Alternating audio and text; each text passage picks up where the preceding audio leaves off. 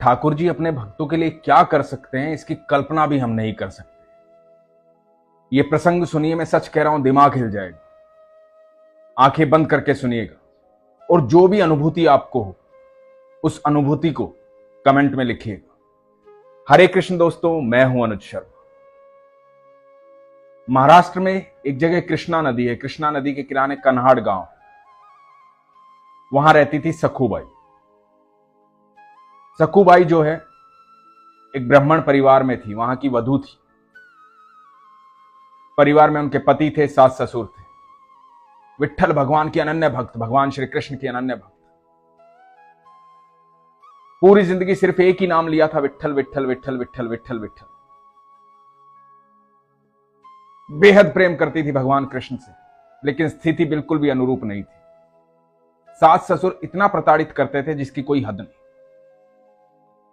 पति मारता पीटता था, गालियां देता था। उसकी भक्ति से किसी को कोई लेना देना नहीं। इतने कष्ट में रहते हुए भी सखूबाई सारे काम करती थी मुस्कुराते हुए, भगवान विट्ठल का नाम लेते हुए, ठाकुर जी का नाम लेते हुए। भगवान श्री कृष्ण ने गीता के 12वें अध्याय में कहा है कि समभाव में रहिए। मेरे जो सच्चे भक्त होते हैं वो सुख और दुख की परवाह नहीं करते, मुझ पर पूरा विश्वास रखते हैं। चाहे सुख हो या दुख हो, उनका एक ही भाव रहता है। तो समभाव में रहिए। तो सखूबाई समभाव में रहती थी, किसी सुख की किसी दुख की कोई परवाह नहीं। एक दिन कृष्णा नदी पर जल भरने गई। उसने देखा कि लोग पताकाएं लेकर जा रहे हैं, पैरों में घुंघरू बंधे हुए हैं, नृत्य कर रहे हैं। पूछा कहां जा रहे हैं सब, तो पता लगा आषाढ़ शुक्ल की एकादशी। सब पंढरपुर जा रहे हैं पंढरीनाथ भगवान के दर्शन करने के। सखूबाई को लगा कि मुझे भी जाना है, मुझे भी भगवान के दर्शन करने हैं। सखूबाई का तो जन्म से यही सपना था, भगवान के पास जाना है, उनके दर्शन करने, उनसे मिलना है। तो एक पड़ोसन को बोली कि मैं भी जा रही हूं पंढरपुर, घर पर बोल देना। और बिना घर पर बोले निकल ली वहां से पंढरपुर के लिए उस मंडली के साथ। जब पड़ोसन ने घर बताया, पति को पता चला, सास ससुर को पता चला, तीनों मिलकर आए उसे ढूंढने के लिए। रास्ते में मिली सखूबाई मंडली के साथ, वहां से पीटते हुए घर लाए। बहुत मारा, बहुत गालियां दी, लात घूसे, सब कुछ, बहुत प्रताड़ित किया। ऐसा ही परिवार था वो। उसके बाद उन्होंने फैसला लिया कि 15 दिन का ये मेला है, जब तक ये मेला खत्म नहीं होगा पंढरपुर का, तब तक सखूबाई को घर में खंबे से बांध कर रखेंगे, छोड़ेंगे नहीं इसे, नहीं तो ये फिर भाग जाएगी। और सखूबाई को घर में बांध दिया। सखूबाई को जब बांध दिया तो उसे बंधने का दुख नहीं था, इन लोगों ने प्रताड़ित किया उस बात का भी दुख नहीं था। दुख इस बात का था कि पंढरपुर नहीं जा पाई, पंढरीनाथ के दर्शन नहीं कर पाई, मेरे ईश्वर से नहीं मिल पाई। उस दुख में रोने लगी, भगवान से कहने लगी कि प्रभु, पूरा जीवन निकल गया, आपसे कभी कुछ नहीं मांगा। सबका काम करती हूं, मुस्कुराते हुए आपका नाम लेती हूं, कभी दुखी नहीं होती। जैसा तूने दिया वैसा सहन किया, क्योंकि मुझे लगता है जो कुछ है वो सब तेरा ही है, चाहे वो सुख हो चाहे दुख हो। लेकिन आज इस बात का दुख है मुझे। क्या इतना भी मेरे हिस्से में नहीं था कि मैं आपके दर्शन कर पाऊं, आपसे मिल पाऊं, आपको देख पाऊं। पहली बार कोई इच्छा जागृत हुई थी, पहली बार आ रही थी, और वहां से उल्टा खींच लाए ये लोग। क्या इतना भी मेरे हिस्से में नहीं है? ये प्रार्थना इधर कर रही थी सखूबाई, और उधर बैकुंठ में भगवान श्री कृष्ण अपनी भक्त की प्रार्थना से उसके दुख से विचलित हो रहे थे। जब किसी सच्चे भक्त पर दुख आता है तो बैकुंठ छोड़कर आते हैं कृष्ण। इसीलिए वो ईश्वर है, इसीलिए वो सर्वेश्वर है। धरती पर आए श्री कृष्ण, एक महिला का रूप धारण किया, चुपचाप से सखूबाई के घर में घुस गए भगवान श्री कृष्ण, और सखूबाई को जाकर के बोले, पंढरपुर नहीं जाना, पंढरीनाथ के दर्शन नहीं करने? तो सखूबाई ने कहा कि मैं तो यहां बंधी हुई हूं, मैं कैसे जा सकती हूं? और तू कौन है? तो भगवान श्री कृष्ण जो महिला के रूप में थे, उन्होंने कहा कि मैं तेरी मदद के लिए आई हूं, मैं यहां बंद जाती हूं, तू चली जा, दर्शन करके आ जाना। सखूबाई को ये बात सुनने को मिली। सखूबाई को ये समझ में ही नहीं आया कि कौन महिला है, कैसे आई है, कहां से आई है। उसको कोई उस बात से लेना देना नहीं था, क्योंकि उसके दिमाग में तो सिर्फ चल रहे थे पंडरीनाथ जी, उसके ईश्वर। भगवान श्री कृष्ण ने उसे वहां से मुक्त किया। वो वहां से चुपचाप निकल करके चली गई पंढरपुर, और भगवान श्री कृष्ण यहां बंधे हुए हैं सखूबाई के घर में। सखूबाई का पति आ रहा है, प्रताड़ित कर रहा है, सास ससुर आ रहे हैं, गालियां दे रहे हैं, और श्री कृष्ण बंधे हुए हैं, भक्त के प्रारब्ध काट रहे हैं। इधर पंढरपुर में सखूबाई पहुंचती हैं, भगवान के दर्शन करती हैं। उसकी प्रसन्नता का ठिकाना नहीं है, बेहद खुश है, भगवान से मिल रही है, और इधर भगवान श्री कृष्ण प्रताड़ित हो रहे हैं। ना खाने को कुछ मिल रहा है, ऊपर से गालियां दी जा रही है, गुस्सा किया जा रहा है, धमकाया जा रहा है, डराया जा रहा है, छेड़ा जा रहा है, कहा जा रहा है और जाएगी पंढरपुर, जाके दिखा। और श्री कृष्ण चुपचाप सुन रहे हैं। एक दिन सखूबाई के पति को यह एहसास होता है कि मेरी पत्नी है, भूखी प्यासी है, कई दिन हो गए हैं, बांध के रखा है, कहीं भूख प्यास से मर ना जाए, मर गई तो दूसरा विवाह भी नहीं होगा। उसके मन में दया आती है, वो जा करके सखूबाई बने श्री कृष्ण को खोलता है, और श्री कृष्ण वहां से मुक्त होते हैं। मुक्त होने का मतलब यह नहीं था कि श्री कृष्ण वहां से चले गए। अब भक्त का इंतजार है, सखूबाई आएगी, जब आएगी तब भगवान श्री कृष्ण जाएंगे, नहीं तो ये लोग सखूबाई को प्रताड़ित करेंगे कि वो कहां चली गई। भगवान उनकी सेवा कर रहे हैं, उनके परिवार की सेवा कर रहे हैं, अच्छा भोजन बना रहे हैं, झाड़ू पोछा कर रहे हैं, नदी से जल भर कर ला रहे हैं। सारे काम जो सखूबाई करती थी भगवान कर रहे हैं घर में।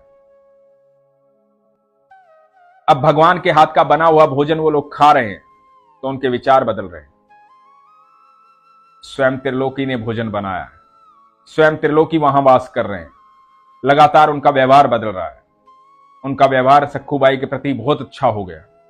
इधर सखूबाई जो है भूल ही गई है कि मेरी कोई सहेली वहां पर आई थी और वो बंधी हुई है, किसी महिला ने मेरी मदद की।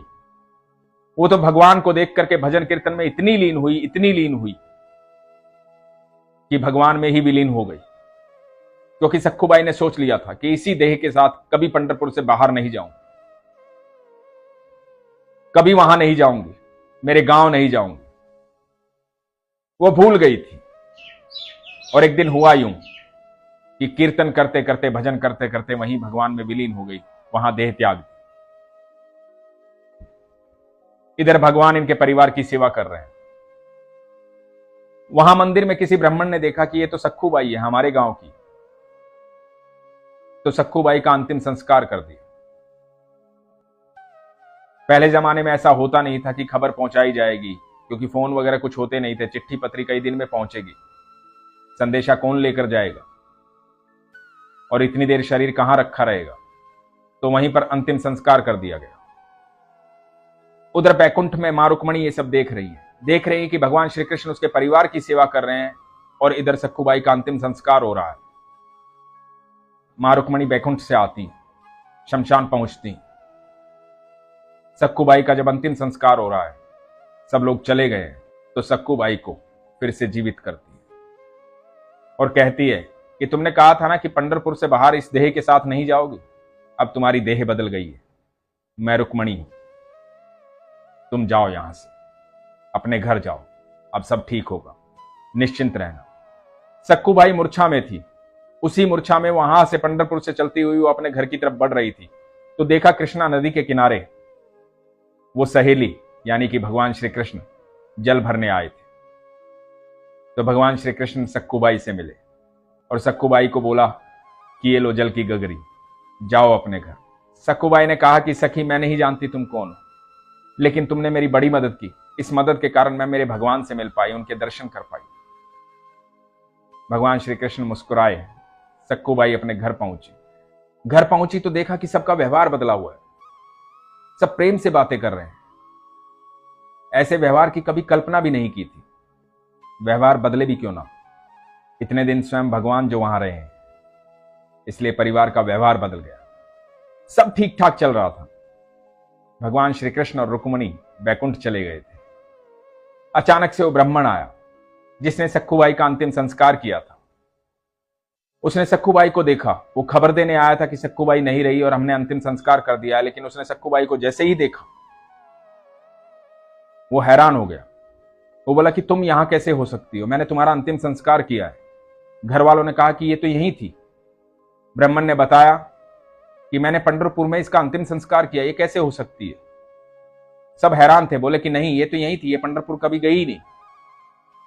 तो ब्राह्मण ने कहा कि बहुत सारे लोग थे वहां जो ये जानते हैं कि ये सखुबाई का अंतिम संस्कार हुआ है, ये कैसे हो सकता है।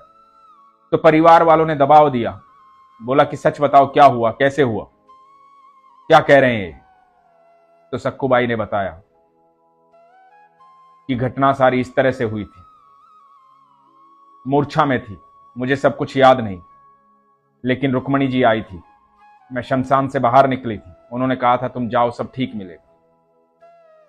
जब परिवार को यह सारी बात पता चली तो परिवार खुद को क्षमा नहीं कर पाया, भाव विभोर हो गया। हमारे घर भगवान श्री कृष्ण आए थे, हमने उनको बांध के रखा, विट्ठल भगवान को बांध के रखा, हम कैसे क्षमा मांगे। हमारी बहू लक्ष्मी है, ऐसी भक्त है जिसके लिए स्वयं भगवान आए। उस दिन से उस घर का व्यवहार बदल गया। प्रेम ही प्रेम था वहां पर, भक्ति ही भक्ति थी वहां पर। दोस्तों, बहुत सारे संदेश मुझे आते हैं। लोग कहते हैं कि मेरे घर में लोग नॉनवेज खाते हैं, मैं नहीं खाता या मैं नहीं खाती, तो मैं क्या करूं, मैं कैसे लड्डू गोपाल की सेवा करूं, मैं भगवान की कैसे सेवा करूं। बहुत सारे लोगों के घर में बहुत सारी परेशानी है। किसी की सास नहीं मानती, किसी का ससुर नहीं मानता, किसी के पति नहीं मानते, कोई भगवान को मानता है, कोई नहीं मानता। आप यकीन मानना, ऐसी परिस्थिति में भी आपका विश्वास यदि कमजोर नहीं होता है तो स्वयं भगवान आपके पास मिलने आते हैं और आपकी रक्षा करते हैं, आपके साथ रहते हैं। यह विश्वास हमेशा बनाए रखना। भक्त प्रहलाद के घर में भी यही परिस्थिति थी और सखुबाई के घर में भी यही परिस्थिति थी। जब परिस्थितियां आपके अनुकूल ना हो, उसके बाद भी आपका विश्वास ना डगमगाए, तो सोचना कि साक्षात श्री कृष्ण ने आपको चुना है। भगवान श्री कृष्ण आपके साथ हैं। आपके प्रारब्ध जल्द खत्म हो जाएंगे और वो आपके प्रारब्ध में आपका साथ देंगे। इसलिए हमेशा कहता हूं, अपने विश्वास को मजबूत रखो, अपना ख्याल रखो। हरे कृष्ण।